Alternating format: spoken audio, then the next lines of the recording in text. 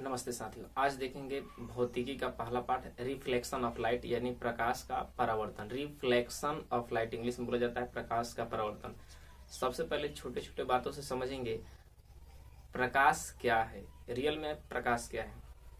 तो प्रकाश का परिभाषा आप अपने कॉपी में मेरे वीडियो को रोक रोक के देखते रहिएगा और रिपीट करिएगा बार बार, तब तो आपके लिए बहुत बेहतर रहेगा। प्रकाश क्या है? प्रकाश एक माध्यम है मेरे दोस्त। प्रकाश एक माध्यम है जिसके कारण हम वस्तुओं का करते हैं, देखते हैं, जिन्हें प्रकाश कहते हैं। प्रकाश एक माध्यम है जिसके कारण हम वस्तुओं को आसानी से देखते हैं, जिन्हें प्रकाश कहते हैं। बात है अब प्रकाश के गुण भी होने चाहिए। लाइट ऑफ प्रॉपर्टीज या फिर सम, यानी कहने का मतलब कुछ प्रकाश के गुण है, अर्थात प्रकाश का गुण देखते हैं। प्रकाश का गुण पहला देखेंगे, एक नंबर, प्रकाश के एक प्रकार का क्या है? ऊर्जा है। प्रकाश एक प्रकार का क्या है मेरे दोस्त? ऊर्जा है। दूसरा चीज, प्रकाश को जाने के लिए माध्यम की जरूरत नहीं होता है, अर्थात प्रकाश के लिए माध्यम की जरूरत नहीं है। प्रकाश के लिए माध्यम की आवश्यकता नहीं होता है, माध्यम की आवश्यकता नहीं होता है, आवश्यकता नहीं होता है, ठीक ना। प्रकाश एक प्रकार का विद्युत चुंबकीय तरंग है। प्रकाश एक प्रकार क्या है? विद्युत चुंबकीय तरंग है, अर्थात हम लिख सकते हैं विद्युत चुंबकीय तरंग है। तीसरा प्रॉपर्टीज हम लिख सकते हैं, चौथा लिख सकते हैं, प्रकाश निर्वात में गमन करता है। और ये भी बात ध्यान में रखिएगा, 1 सेकेंड में प्रकाश 3 लाख किलोमीटर प्रति घंटा सेकेंड की रफ्तार से करता है। यानी कि इसकी चाल क्या है मेरे दोस्त? निर्वात में 3 × 10⁸ मीटर पर सेकेंड। अगर घंटा में लिखेगा तो 3 × 10⁵ किलोमीटर प्रति सेकेंड। किलोमीटर में लिखेगा तो इतना, घंटा मेरे से बोला गया मेरे दोस्त, लेकिन सेकेंड में, किलोमीटर में अगर बताएगा तो 3 लाख किलोमीटर प्रति सेकेंड, और मीटर में बताएगा तो 3 × 10⁸ मीटर प्रति सेकेंड। ऑप्शन वगैरह हो तो आप इसी तरीके से हल कीजिएगा। चौथा प्रॉपर्टी देख लिया हमने। पांचवा प्रॉपर्टी ध्यान से लीजिए, प्रकाश के लिए, ध्यान से समझिए, प्रकाश के लिए कोई अपवर्तनांक नहीं होता है। प्रकाश के लिए उसमें किसी भी प्रकार का, उसका कहने का मतलब है, अपवर्तनांक नहीं होता है। इसका यह मतलब हम बता सकते हैं, प्रकाश के लिए कोई आवृत्ति नहीं होता है, जबकि इसका वेग और तरंग दैर्घ्य हमेशा बदलता है। यानी कि प्रकाश की आवृत्ति क्या रहता है? बदलता नहीं है। प्रकाश की आवृत्ति बदलता नहीं, सेम रहता है, जो कहते हैं। लेकिन तरंग दैर्घ्य और वेग क्या होते हैं? बदलते रहते हैं। और वेग हमेशा ही क्या करते हैं? बदलते रहते हैं। ये बदलता रहता है, ठीक। तो मैंने प्रकाश का गुण बता दिया, प्रकाश क्या है ये भी बता दिया। प्रकाश क्या है फिर से समझ लीजिए, प्रकाश एक माध्यम है जिसके कारण वस्तुओं को हम देखते हैं। बायोलॉजी में आपको पढ़ना होगा प्रकाश का प्रतिबिंब कहाँ, हालांकि इसी चैप्टर में भी पढ़ना होता है, अगला जो आप पढ़ेंगे हम लोग, तो प्रकाश कहाँ बनता है? तो आपके रेटिना पर बनता है। जो भी प्रतिबिंब आप हमें देख रहे हो तो ये फिगर कहाँ बन रहे हैं? रेटिना पर बनते हैं, ठीक ना। प्रकाश के गुण मैंने देख लिया। प्रकाश के बारे में अब नेक्स्ट चलते हैं, ध्यान से देखिएगा। प्रकाश का नेचर, यानी कि प्रकाश की प्रकृति क्या है। तब 19वीं शताब्दी में वैज्ञानिकों का मान्यता था कि जो भी प्रकाश है ये कणों का माना जाता। 19वीं शताब्दी में कणों का माना गया था, जिन्हें ये कणिकाएं कहा गया, मिला के कणिकाएं कहा गया। तो प्रकाश कणों का बना है, जिन्हें कणिकाएं बोला गया। अब अलग अलग वैज्ञानिक अलग अलग रूप दिए। सबसे पहले वैज्ञानिक बोले, जिनका नाम था हाइगेन नामक वैज्ञानिक बताए कि प्रकाश जो है एक प्रकार का क्या है? तरंग है। हाइगेन क्या बताए? प्रकाश क्या है? एक प्रकार का तरंग है।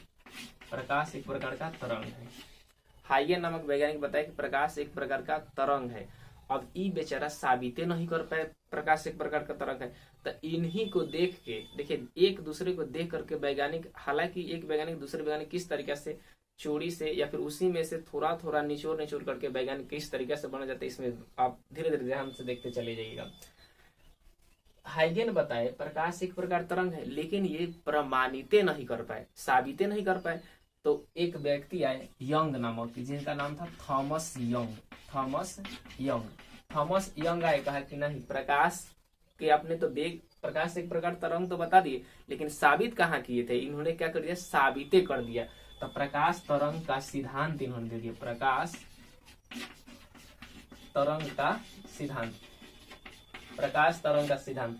बट इन्होंने साबित नहीं कर पाया, लेकिन इन्होंने क्या किया? साबित करके लोगों में दिखाया। इस सिद्धांत दे दिया इस तरीके से कि यह प्रकाश, यह जो प्रकाश है किस तरीके से आता है, किस तरीके से आता है, उन्होंने क्या करके साबित करके दिखा दिया, सिद्धांत दे दिया। तीसरा वैज्ञानिक आया, कहा कि ये सब अपन अपन दुनिया में जी रहा था। तो भाई प्रकाश एक तरंग है, सब कोई जानता है तरंग है, लेकिन कौन सा तरंग है? ध्वनि तरंग है कि विद्युत चुंबकीय तरंग है कि अनुदैर्ध्य अनुप्रस्थ, कौन सा तरंग है? तो ये वैज्ञानिक आए, कौन है भाई? तो वो मैक्सवेल आए, मैक्सवेल आए, मैक्सवेल आए और उन्होंने बता दिया कि नहीं भैया, ये सब बतिया रहा है, सब तरंग तरंग सब तो तरंगे होता है, लेकिन कौन सा तरंग है? तो विद्युत चुंबकीय तरंग है। क्या बताए? विद्युत चुंबक। इसी में से देखिए मैक्सवेल भी वैज्ञानिक बन गया। एक तरंगों में से एक नाम जोड़ दिया भाई, विद्युत चुंबकीय तरंग, विद्युत चुंबकीय तरंग, चुंबकीय तरंग। लो ये वैज्ञानिक हो गया। तो भाई कैसे विद्युत चुंबकीय तरंग है? तो ध्यान से समझिएगा। विद्युत चुंबकीय तरंग के लिए किसी भी माध्यम की जरूरत नहीं था, प्रकाश को भी किसी माध्यम की जरूरत नहीं था। ध्वनि तरंग के लिए माध्यम की जरूरत होता है। इन्होंने बताया कि भाई ध्वनि तरंग, इन लोग तो खाली तरंग तरंग बोला, कौन सा तरंग इन्होंने नहीं बताया। तो इन्होंने क्या किया? विद्युत चुंबकीय तरंग। लो ये भी वैज्ञानिक हो गया। एक दूसरे से देख देख के ये लोग किस तरीके से थोड़ा थोड़ा परिवर्तन करके वैज्ञानिक का दर्जा लेते चले जा रहे हैं। ध्यान से देखिए, इन्होंने बता दिया विद्युत चुंबकीय तरंग, ये कहा कि प्रकाश तरंग है। सब किससे देखती मार रहा है? सब देखती मार रहे थे यही हाइगेने से। हाइगेने ने बता दिया प्रकाश तरंग है, उन्होंने साबित नहीं कर पाया। अब बताया था तरंग, लेकिन उन्होंने नहीं बताया कि विद्युत चुंबकीय तरंग, तभी लोग वैज्ञानिक हो गया। बात समझ में आ रहा है ना? तो अगला वैज्ञानिक फिर आए, अब मैक्स ये बताए। चौथा वैज्ञानिक आए, ध्यान समझिएगा। चौथा वैज्ञानिक उन्होंने क्या बताया? चौथा वैज्ञानिक आए मैक्सवेल आए, विद्युत चुंबकीय बताए। आइए हो है मैक्स प्लांक, मैक्स प्लांक। इन्होंने कहा कि भैया ये तो सब कुछ ठीक है, सब कुछ तू लोग सही बता रहा है, लेकिन इस बात को भी तुमको जानना होगा। मैक्स प्लांक बताए कि यह भी बात जरूरी है कि तू जो बताया है मैक्सवेल कि यह बात सब सही है, लेकिन क्या है इसमें ऊर्जा होता है। इन्होंने कहा कि तू लोग तो सब बताया था, लेकिन तू लोग यह नहीं बताया कि ऊर्जा होता है। तो इन्होंने क्या किया? ऊर्जा बता दिया। प्रकाश विद्युत चुंबकीय एक प्रकार का ऊर्जा का तरंग है। बात समझ में आना? इन्होंने क्या बताया? प्रकाश में जो है एक प्रकार का, प्रकाश क्या है? एक प्रकार का ऊर्जा युक्त कण है, चाहे तरंग है। प्रकाश क्या है? ऊर्जा युक्त कण है या फिर क्या है? तरंग है। सब देखिए ऊपर एक दूसरे से क्या कर रहा है? एक दूसरे की बुराई कर रहा है सब, एक दूसरे से अपना बड़ापन बतिया रहा है सब। एक वैज्ञानिक दूसरे वैज्ञानिक को खूब बढ़िया से लतिया दे रहा है अच्छा तरीके से कि मैक्सवेल कहा था, तू गलती कहा, विद्युत चुंबकीय तरंग है। ऊर्जा कौन कहेगा रे? तो इन्होंने कहा कि ऊर्जा, मैक्स प्लांक कहा कि ऊर्जा का तरंग है। और ये कहा कि ये जिसे क्या बोलते हैं? फोटोन बोलते हैं। क्या बोलते हैं? फोटोन। यह भी बात आपके लिए बहुत जरूरी है कि प्रकाश के कण किसका बना होता है? तो फोटोन का। ये प्रकाश के जो बंडल बने हुए, प्रकाश के कणों का जो बंडल है, उन्हें क्या बोलते हैं? फोटोन बोला जाता है। क्या बोलते हैं मेरे दोस्त? फोटोन बोला जाता है। अर्थात फोटोन नाम किसने रखा था? तो मैक्स प्लांक ने नाम रखा था। कौन रखा था? Max Planck. अब ये सब लोग अपने में लटुआ रहा है, अपने में झगड़ा कर रहा है सब। तब तक एक वैज्ञानिक आ गए, 5वां नंबर। तब तक एक वैज्ञानिक आ गए, इन्होंने क्या बताया मेरे दोस्त?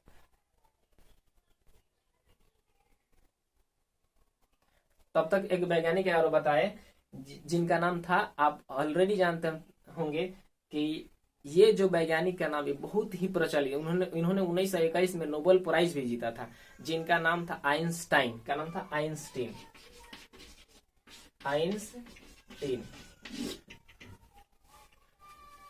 विद्युत, ध्यान समझिएगा, इन्होंने क्या बता दिए थे?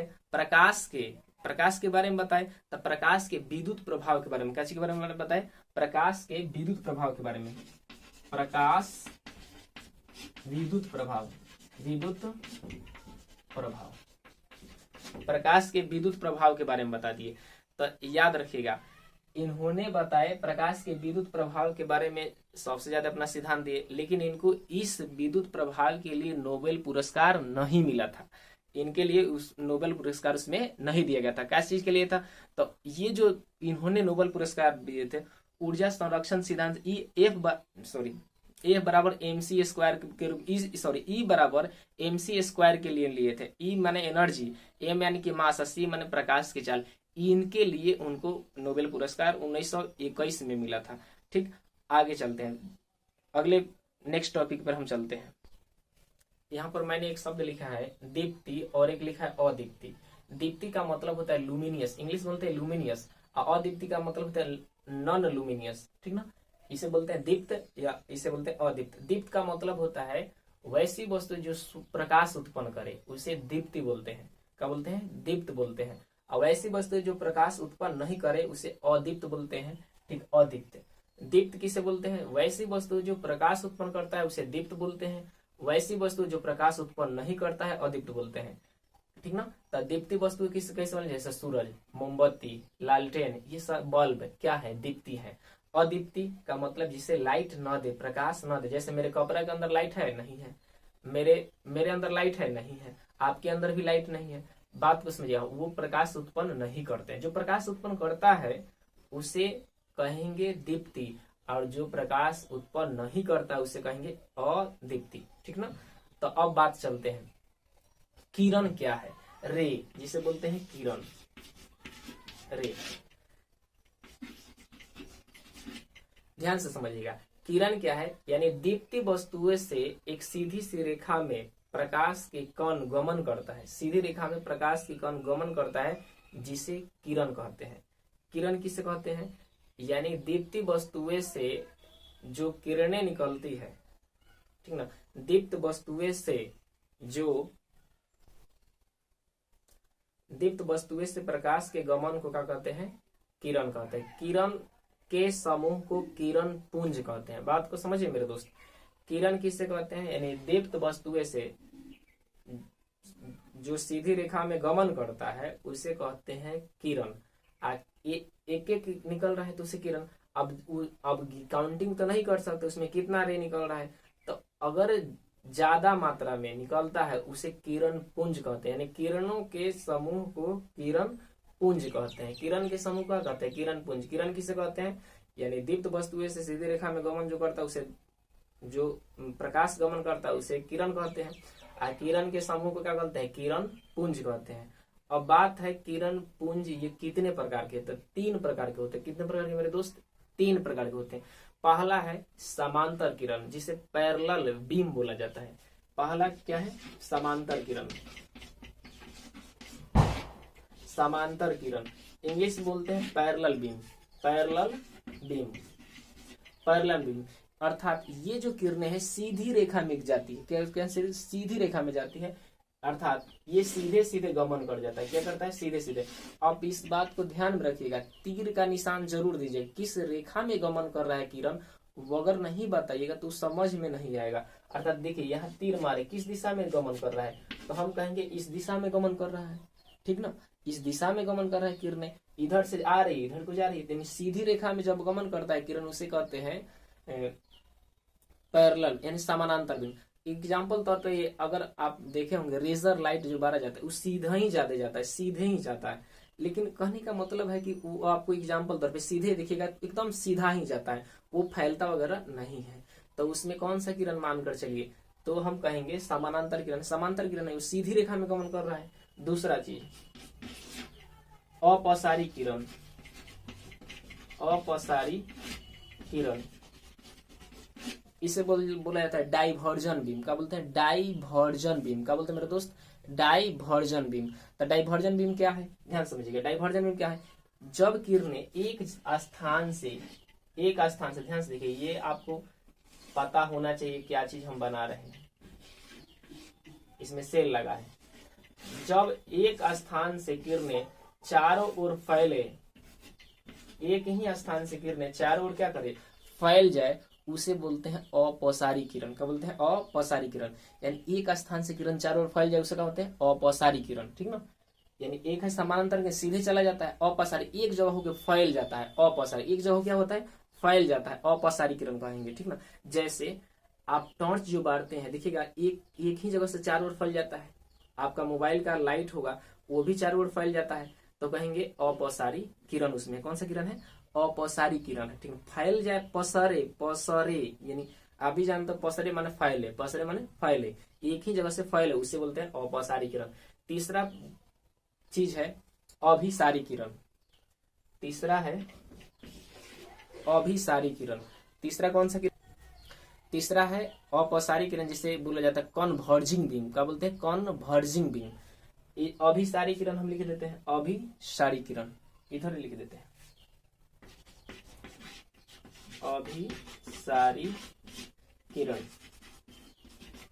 ध्यान समझिएगा, ये वैसा किरण होता है कि चारों तरफ से किरणें आता है, चारों तरफ से, उधर से आया, फिर इधर से आया, फिर नीचा से भी आया, तो चारों तरफ से एक जगह अस्थायी हो जाए। जैसे मान लीजिए मेरे हाथों में है, यहाँ पे कुछ चिन्ह मान लीजिए, यहाँ पे मेरे हाथों में चिन्ह देख लीजिए, दिखाई तो नहीं दे रहा है, तो मान लीजिए मेरे हाथों पर यहाँ पे चिन्ह है, यहाँ बिंदु, उधर से किरण है यहीं आया, उधर से यहीं आया, वहां से किरण इधर आया, हर जगह से किरण एक ही जगह आ जाए, यानी चारों तरफ से किरणें एक अर्थात जगह एक स्थान पे आ जाए, उसे बोलते हैं अभिसारी किरण। उसे क्या बोलते हैं? अभिसारी किरण। ध्यान से देखिए कैसे, देखिए यहाँ पर एक पॉइंट है, यहाँ से किरण आया, इसी पर चला गया, सीधे आया, ये भी किरण यहीं पे गया। देखिए किरण कहाँ से, देखिए तीर बना रहे हैं, ये किरण वहीं पे जा रहा है, फिर यहाँ से भी किरण गया तो वहीं चला गया, इधर से भी गया तो किरण वहीं चला गया। यानी सभी तरह से किरणें चारों दिशाओं से, किधरे से आया, माने कि वो चारों दिशा से, चारों दिशा कह सकते हैं, फिर